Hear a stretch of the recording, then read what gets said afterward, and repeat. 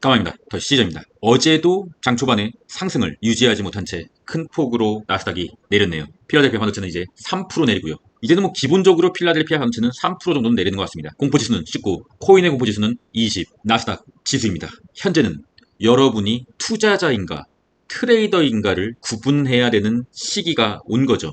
사실상의 투자자라면은 싼 주식을 엄청나게 장기간 동안 매집을 하고 또 장기간 기다려서 나중에 큰 수익을 얻는 것을 투자자라고 말하고요. 트레이더는 파도를 잘 타면서 수익이 확실해지는 구간에서 매수를 해서 조금의 더 수익을 챙기고 차트가 무너지기 전에 매도를 하는 것을 트레이더라고 합니다. 통상적으로 초장기적으로 보면은 아주 초장기적이요. 투자자의 승률이 트레이더의 승률보다 높아요. 승률이 높다고요. 하지만 진짜 잘하는 트레이더는 장기 투자자의 수익금은 완전히 압도할 수가 있죠. 하지만 잘하지 못하는 트레이더들은 개박살 나는 거죠. 무슨 말인지 아시겠어요? 현재 장세는 자신이 트레이더라면은 주식을 잠시 관망해야 되는 시기고요. 투자자라면 현금이 아주 많은 투자자라면 매월 발생하는 근로소득 또는 상가 임대료 또는 월세를 준 건물에 세가 들어오는 현금 비중이 계속 들어오는 그런 사람들의 경우에는 뭐 솔직히 말해서 그냥 계속 살면 됩니다. 자신이 어떤 포지션인가 투자자인가 트레이더인가 그것을 분명히 하시고 매매를 하셔야 된단 말입니다. 제가 알기로 대부분의 시장 참여자들의 포지션은 트레이더예요.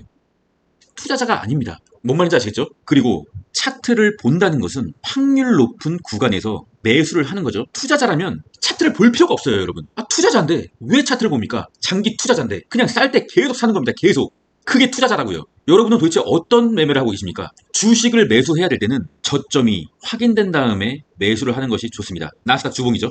계속적으로 내리다가 한번 들어올리고 다시 내려서 주봉의 이평선을 지지받고 저점에서 받쳐주는 매물대가 있을 때 투자하는 것이 가장 좋죠. 한마디로 저점과 고점을 높였을 때 높인 상태에서 눌림목을 줄 때 그때 들어가는 게 가장 좋습니다. 현재 어떻죠? 고점은 분명히 높아졌는데 현재 상황에서는 이전 저점보다 저점이 높죠. 그렇다고 하면 다시 올라가게 되는 흐름을 보인다고 하면 직전 고점을 돌파할 수도 있어요. 현재 상황에서 차트를 본다고 하면 하지만 저점이 확인된 게 아니잖아요. 저점이 확인된 게 아니에요. 이대로 저점이 계속적으로 갱신이 돼서 끝까지 내릴 수도 있는 겁니다. 주식시장은 어떤 일이든 일어날 수가 있다는 것입니다. 일봉으로 보겠습니다. 일봉상 저점이 확인이 안 되고 있잖아요. 여기서 전저점을 최근 이탈할 뻔했지만 어쨌든 전저점을 이탈하게 되면은 추가적으로 그냥 계속 빠지는 거예요. 저점 확인이 안 됐다고요. 저점을 확인하는 것을 보고 들어가 있단 말입니다. 나스닥의 4시간 봉입니다. 최근 저점에서 한번 들어 올리고 다시 한번 내리고 지금 약간 어제보다 약간 오르고 있죠. 4시간 봉이기 때문에 큰 의미는 없습니다, 여러분. 여기서 다시 들어 올리고 전 고점을 갱신하고 내리는 눌림목에서 사는 거라고요. 뭔 말인지 아시겠죠? 내릴 때 사는 건 맞는데 차트가 저점을 높이는 구간에서 사야 된단 말입니다. 뭔 말인지 아시겠어요?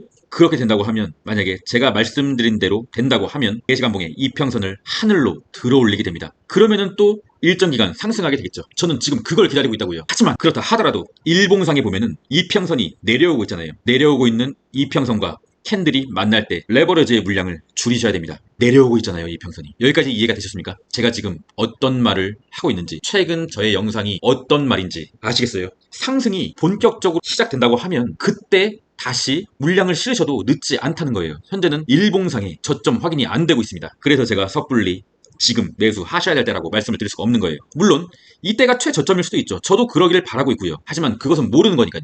그리고 현재 올림픽이 이번 주에 끝나죠. 통상적으로 올림픽 기간에는 본격적인 전쟁을 하지 않습니다. 그리고 올림픽 기간이 끝나면은 어떤 일이 또 벌어질지가 모릅니다. 중동의 리스크도 많이 남아있다고요. 물론 중동의 리스크가 해결이 되면은 증시는 또 불타오르겠죠. 그런데 그것을 확인하고 들어가야 한다는 말입니다. 그때도 늦지 않아요. 나스닥이 다시 상방으로 고개를 틀면요. 저는 나스닥을 포기한 게 아닙니다. 지켜보고 있는 거죠. 그리고 저는 아직까지도 이때 산 물량과 이때 산 물량을 들고 있습니다. 물론 어느 정도 익절은 하긴 했어요. 하지만 다 판 것은 아닙니다. 들고 있습니다. 모든 하방이 확실해진다고 하면 큰 매도를 할 것이고요. 다시 오른다고 하더라도 이평선을 맞는 순간에 매도를 또 일부분 진행할 것이고요. 이평선을 상방으로 돌리는 타이밍에 눌림목에서 그런 상황이 온다고 하면 다시 매수를 할 것이고요. 3배 레버리지는 차트를 보면서 해야 됩니다. 음의 복리가 너무 세기 때문입니다. 속스 S의 차트입니다. 반도체 1배죠. 전저점을 이탈했잖아요. 우리가 기대할 수 있는 속스 X 반도체 차트의 가장 좋은 그림은 조금이라도 더 올라서 이평선을 맞는 지점입니다. 이평선을 맞고 다시 내리게 된다고 하면 비로소 헤드앤숄더의 완성이거든요.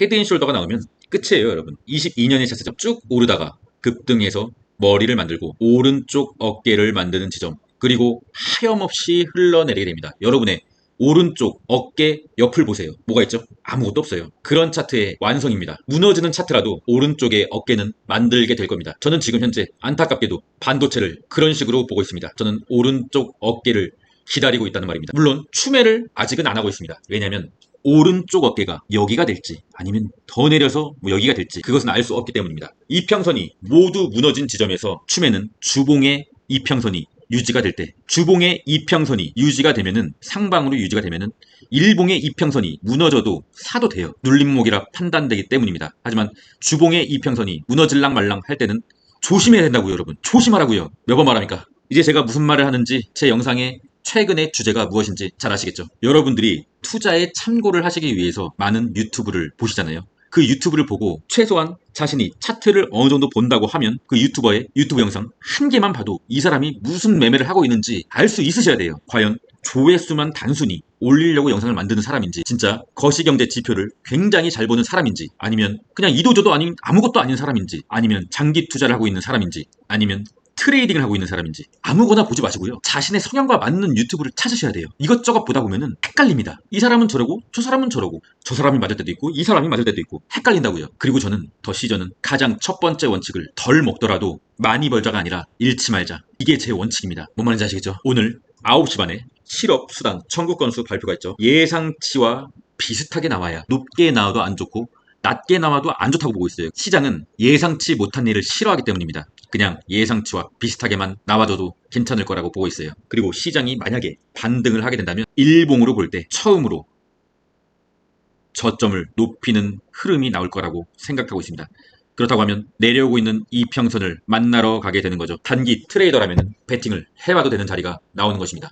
차트를 보는 건 이 정도의 설명을 할 줄 알아야 됩니다. 지금 하락장인데 이때 차트를 공부해야 된다는 말입니다. 차트를 공부하지 않으면 나중에 본격적인 상승장이 찾아와도 계속적으로 더 시저처럼 홀딩을 할 수 없을 거예요. 지금 차트를 공부하셔야 된단 말입니다. 비트코인 차트를 잠시 보겠습니다. 하락의 채널로 어쨌든 간에 들어와 줘야 된단 말입니다. 현재는 들어오지 못했죠. 들어와 줘야, 그래야 매수를 하든지 뭐 매도를 하든지 한다는 것입니다. 채널 밖에 있습니다. 현재는 방향이 없는 거죠. 아무도 모르는 거죠. 이더리움도 현재는 하락의 채널에 들어오지 못했다는 것입니다. 여기서 추가적으로 쭉 하락이 나올 수도 있습니다. 어쨌든 간에 채널 안에 들어와야 뭐 고점과 저점, 지지가 형성이 돼야 추가적인 매수를 할 수 있는 자리가 나온다는 말입니다. 오늘의 영상은 여기까지입니다, 여러분. 너무나 변동성이 커서 저의 영상 컨셉인 차트를 캡처해놓고 천천히 설명드릴 수 없는 점 양해 부탁드립니다. 현재의 상황이, 현재의 장세가 관망의 장세이기 때문입니다. 여러분도 일단 조금은 더 관망의 자세로 시장을 대하셔야 될 것 같습니다. 더 시저스 멤버십 로리님, 잭스님 후원